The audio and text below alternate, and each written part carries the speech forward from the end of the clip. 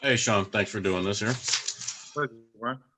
Um, could you just, I guess, describe what went into the trade for Brown and Shamet, and is this kind of an indicator of the fact that you guys appear to be in kind of a win now mode? Yeah, yeah. No, Brian, I think it's we're definitely in the win now. But I think when you add both those guys, there's still a development cycle to both of them. They're young enough. We've been watching them for several years, and honestly, they fill a need. They fit what we're trying to do. Bruce, obviously on the defensive end, and Landry, what he brings with some of his expertise, where he's been playing before, played at a high level, and the shooting piece is obviously beneficial to us. What went into the trade was a number of things. We weigh up, what can we do with the 19th pick? Is that something that we wanted to take? And what are the alternatives there? And it's as I think I've mentioned before, these things sometimes happen on the clock. Sometimes they take 2 or 3 weeks of build up and negotiations and discussing and thinking, well, is this something we want to do? And it fits our timeline. And we felt that, making this trade now certainly helps us right in the present, but it also helps us down the road here. Next question comes from Greg Logan with Newsday. Hey, Sean. I just wanted to ask, I know you can't address, a specific player from another team, but in terms of the idea that there's a superstar out there who wants to come to your team, can you discuss what you might be willing to do in terms of adding a third major star? First and foremost, I hope the chili con queso was good last night, Greg. So, and you enjoyed that. But it's very difficult to discuss hypotheticals. We just don't know what's out there. We don't know when it's going to come to fruition. I think all you can do is prepare yourself to put the best roster you possibly can forward. And we like what we have right now. We like the roster we have now. I think it's a good group of guys. It's a competitive group of guys. They're obviously very talented, and it'll be about how they mesh on the floor. And then you weigh up, okay, if I make changes, if we change out the 15th guy, if we change out, the number 4 guy, the first guy, whatever it may be, that all adds a different dynamic to the camaraderie and the spirit of things on the court. So I can't really ask how that's going to play out. The question is, we just have to be ready and flexible for whatever happens. And hopefully the decisions that we make, put the best roster available on the court. I couldn't tell you how we would make trades and so forth, and whether that involves going after, a bigger piece, or whether that involves, playing around the edges. Next question comes from Christian Winfield, New York Daily News. Hey, Sean. You said in the Orlando bubble that re-signing Joe Harris was top priority. Just curious if that's still the case now, and how that fits in when you add so many new shooters like you did in Bruce Brown and Landry Shamet, and the other guys that you have on the roster as well at the same position. Yeah, no, that's definitely a priority. We would hope that we can continue to build this with Joe. Joe is an intricate piece to the program here. Not only what he does and what everybody sees on the court, but it's off the court as well. And it's, as I mentioned in an earlier question, it's that team camaraderie. And Joe's been through it with us, been through the bubble. He's seen this program develop. He's developed alongside this program. So it would certainly be great to have him continue the ride with us. Next question comes from Alex Schiffer with The Athletic. Hey, Sean, thanks for doing this. You talked about liking the roster you have. Right now, obviously, you guys have a lot of guards. It's very crowded in the backcourt. Do you mind kind of the imbalance there, or there's a chance maybe that you try to get some front court players to offset some of that? Yeah, I think, look, you can never have too much talent. And I think if we can continue to add talent, that's what we'll do. Certainly we don't want to have an imbalanced roster. That's where it comes, when we're having some good conversations with the coaching staff, how they see the play, how the style of play and so forth.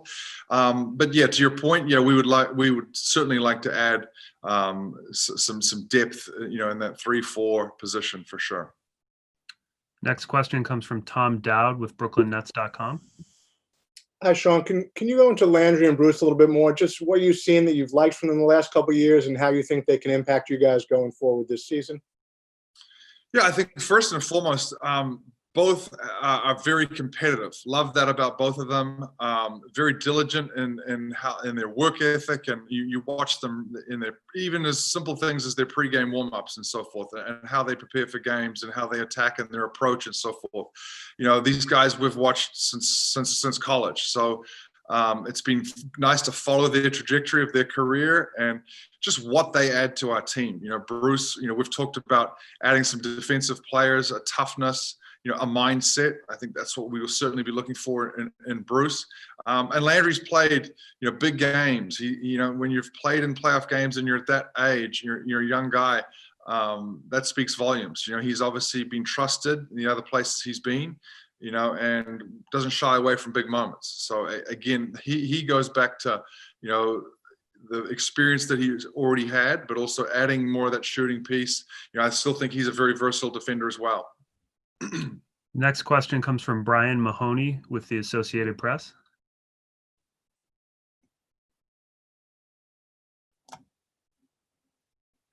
I can hear me now. How close do you think you are to being done? You just said you like what you have now. Obviously, we know Joe is your big decision. It seems like, are you done almost? If whatever happens with Joe, is that it pretty much? Or do you feel like there's still quite a bit left to do before now and December 22nd? Well, it's a great question, Brian. I think we have to prepare because you never quite know what's going to come up, right? So I think we're preparing for a variety of different scenarios. I don't think we need to just make trades or sign players just for the sake of making trades or signing players. I think there needs to be a purpose behind it. It needs to fill a role. Again, it needs to have sort of a, whether it's the win now perspective or something that helps us over the course of the next 2-3 years. So we're weighing a variety of different options here. But yeah, I couldn't tell you if we're done yet or not, but I don't see us, changing 5 or 6 guys on the roster, if that's what you mean. Yeah. Next question comes from Ian Begley with SNY. Hey, Sean, thank you for doing this. This question is kind of convoluted and long-winded, so bear with me. But Greg, mentioned it earlier, you can't really talk about what's been reported about what's out there and a player that would like to come to you guys. But a couple of years ago, we saw with the Lakers and the Pelicans where there was rumors all year about Anthony Davis getting traded to the Lakers, and it seemed to impact the young Lakers who were rumored in these trade talks. Does that factor in for you at all with, what you have ahead of you with this offseason and then the idea that the season's coming up so soon? Like, if you were going to do something major, would you want to get it done before the season because of that element of things? Yeah, I think that's such an important aspect of this where, our culture is important. Getting this group prepared in such a short time, like you mentioned. So I do think, it's the, I don't know if it's the ugly part of the business, the strange part of the business, the awkward part. And I think it needs to be discussed. And, I've talked to several of our players about this and just said, look, forget the rumors. Let's just go out there and concentrate on what we have at hand, and which is the group that's here. And, I would be, I wouldn't be telling the truth if I said, look, nothing's ever going to happen. And at the same time, they understand that this is a business, and let's be prepared. And, I sincerely mean it when, look, I like this group that we have. The group's been together for a while now, and we continue to add some pieces to it. So, training camp is going to be competitive, and it's going to be fun with the group we have. And if things change, things change. Yeah. But, yeah, look, I think you have to have those honest conversations, with players as it goes, and not that the rumors sort of just, simmer in the background. Next question comes from Simone Sandri with La Gazzetta dello Sport. Hey, Sean, how are you? I'm good. So you assemble a very solid coaching staff, basically with the all-star assistant coaches. How important will it be from Mike D'Antonioni in complementing and supporting Steve? I think it's going to be great. And the fact that right off the bat, Steve acknowledged, hey, I'm going to need experience on my bench. That's what he was looking for right off the bat. And, is not too proud to say it and say it out loud. And obviously Mike and Steve have a long relationship, dating back over a couple of decades. So they know each other very well. They can have candid conversations. There's a trust that's already there. And, then you add the other staff that we have, with Jacques and Ime, on the front of the bench, that's a heck of a group right there. So, again, goes back to Steve knowing, hey, look here, I've got some holes, I obviously cover up a lot of it with, just what Steve brings to the table. But again, he can also say, look, I know I'm going to need some help here. And by bringing that group in that have, either been head coaches at a variety of different levels or lived through some really important programs, and which has been great. Next question will go back to Greg Logan with Newsday.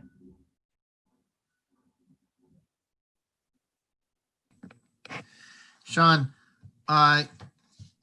what discussions have you had with Spencer Dinwiddie about his plans? There's been some talk that, he's, besides representing himself, that he's been out there looking for other teams to go to.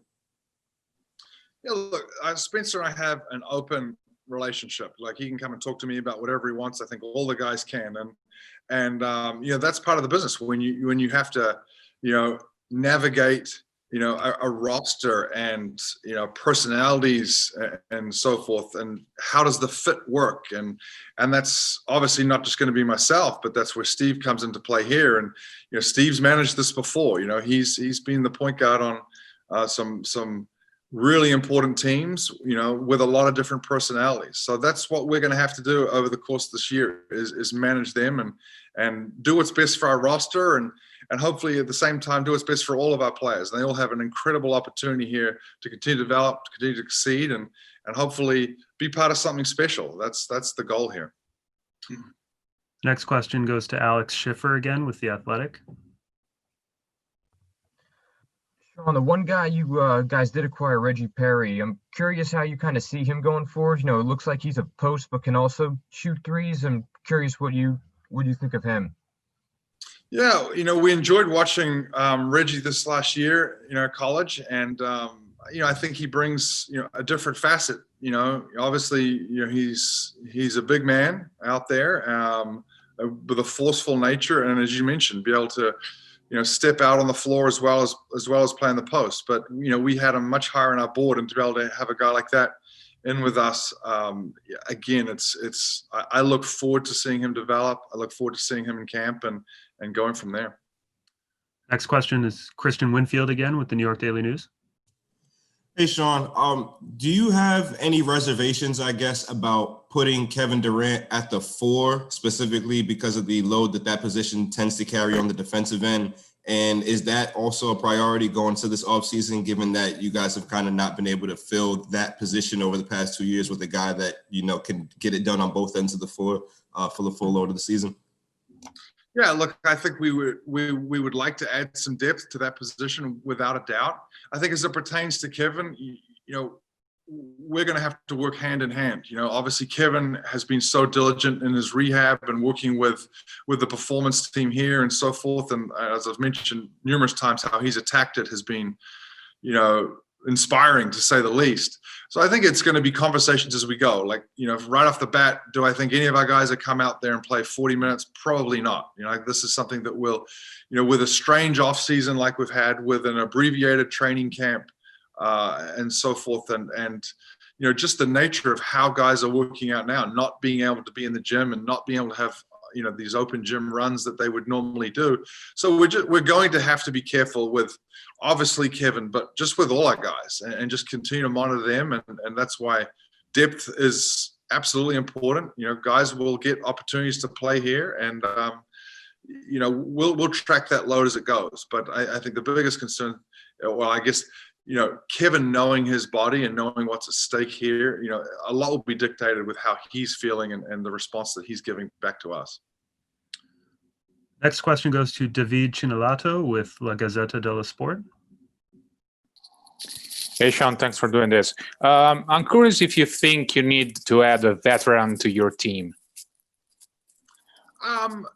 I think it's about adding talent and, personality fits and depth. Does it have to be a veteran?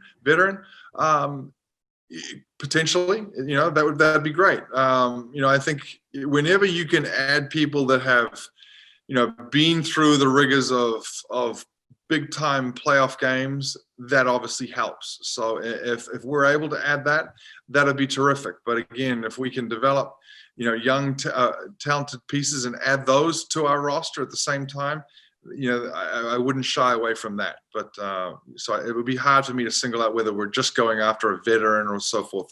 We're weighing all those factors, and it's, who fits our roster the best. Next question is with Stefan Bondi with the New York Daily News.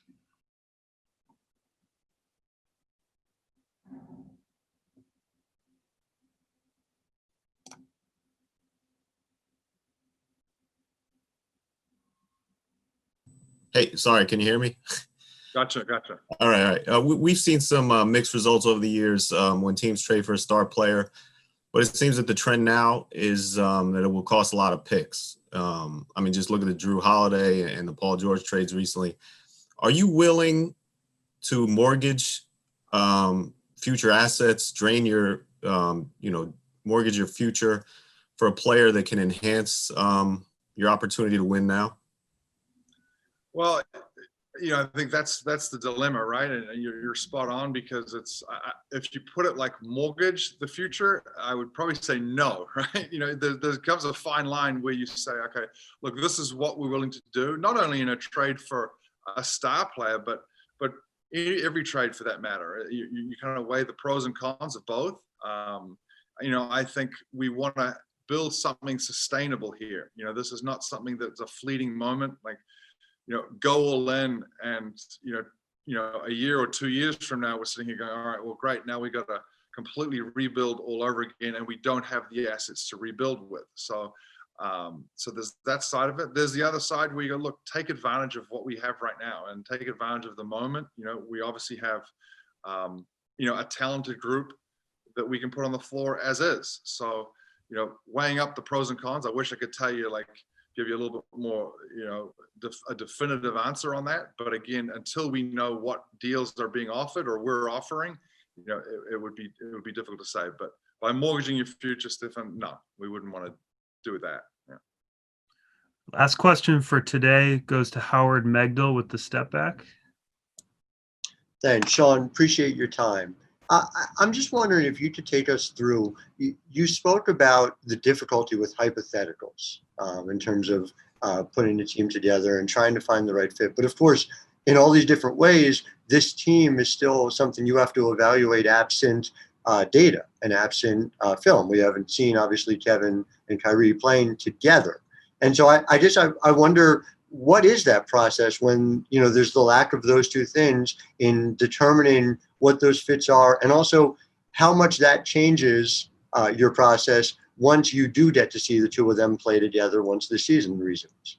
Sure. That's, again, that's the, I don't know, what is it? The $1 billion question, right? How these guys are all going to fit together. I think they're probably asking themselves that, to be brutally honest. They want to get on the court and play together, and they want to see the intricacies of getting to know one another. It happens, off the court as well as on the court, and in the current environment with which we're all living in, hence this Zoom call, right? So it would be much better if we were all together and in the same room, and the conversations are more organic, and it's much easier. So the same thing goes for our players. The same thing goes for our staff. And I think most teams are dealing with the same sort of situation, especially teams like you mentioned that don't have or haven't had a couple of their pieces with them for a while. Thankfully, our guys have been doing all they can to be around each other and so forth, given the set of circumstances. And let's see how it plays out, through camp and so forth. But the good thing is we have a bunch of guys here that they know why they're here. They know what they've sacrificed. They know what they've given up to be here. They know what they're a part of, and they have a common goal. And that's a good thing. I mean, we don't want individual accolades and everything else to certainly be put on the back burner for an opportunity to hopefully do something special in Brooklyn.